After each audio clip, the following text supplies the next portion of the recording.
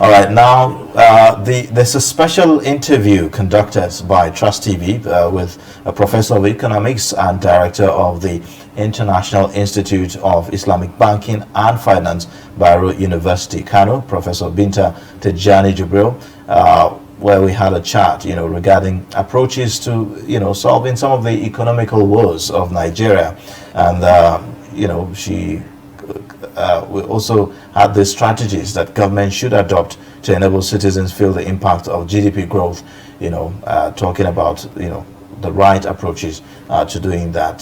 So we'll take a look at that video before we come back and continue the show. Please stay with us. I enjoyed the meeting. There were robust discussions from members regarding issues relating to the development of the Nigerian economy, and very powerful inputs were given, and the participants were quite knowledgeable of the issues at stake, and at the end of the day I'm quite confident that the resolutions and the inputs given by the board will add value to the discussions on policy as far as the economy is concerned. That's good. What are you bringing on board as the new chairman of the Daily Trust Board of Economics? Alhamdulillah, my work has already been laid down for me by the previous chairman and his predecessor. So I'm going to continue in that line. I'm going to continue with what the board has been doing to, give inputs to policy through the Daily Trust, inshallah.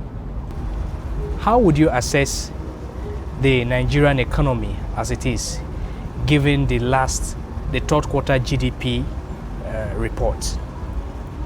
Alhamdulillah, from what we have seen, particularly in the third quarter of the year, clearly there is growth.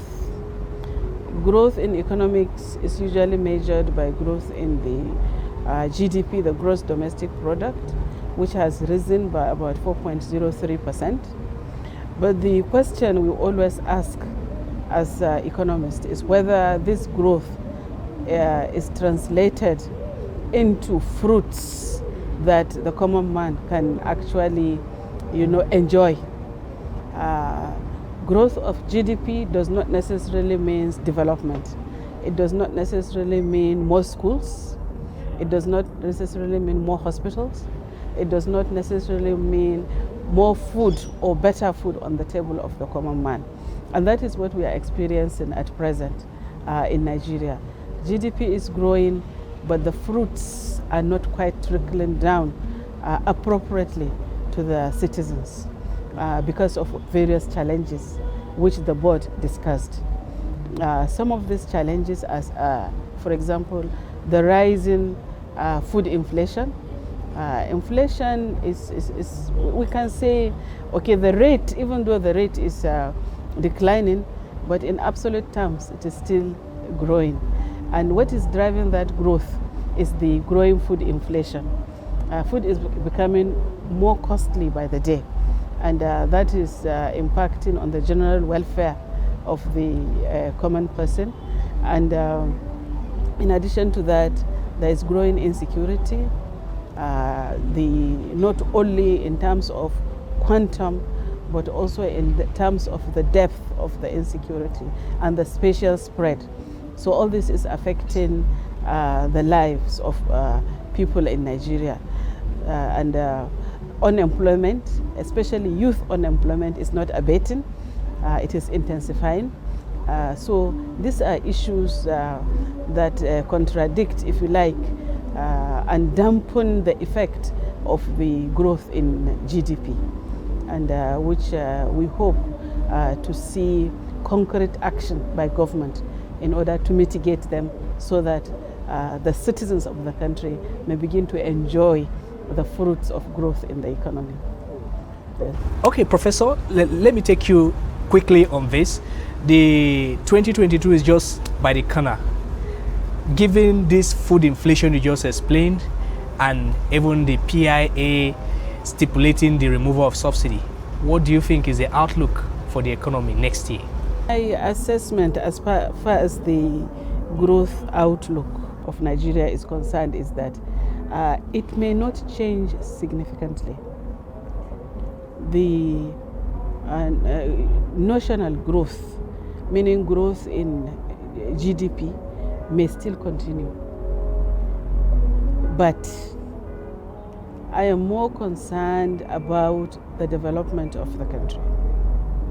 And removal of petroleum subsidy in the short term, of course, we are all going to feel the pinch necessarily, but if robust policies are put in place to, alleviate some of the sufferings that the common man may face, most certainly in the long run, this will be something we'll look back on and say that government has done well.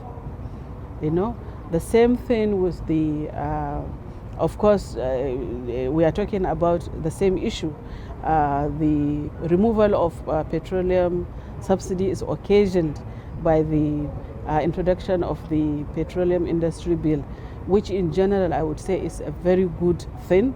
This is something that past governments have been trying to do, and we must congratulate this government for being able to drive it to conclusion.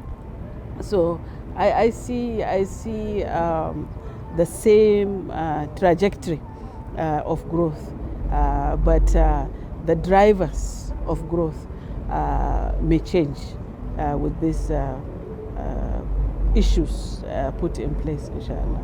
All right, thank you very much, Prof, for having you on Trust TV. Thank you very much. Thank you. Well, there you have it. I believe that these are ideas on what government can do to ensure that there is growth and that the growth is sustained, even as we've been recording in the past few months there. Speaking with Professor Binta Tijani Jibril, she is Professor of Economics and Director of the International Institute of Islamic Banking and Finance, University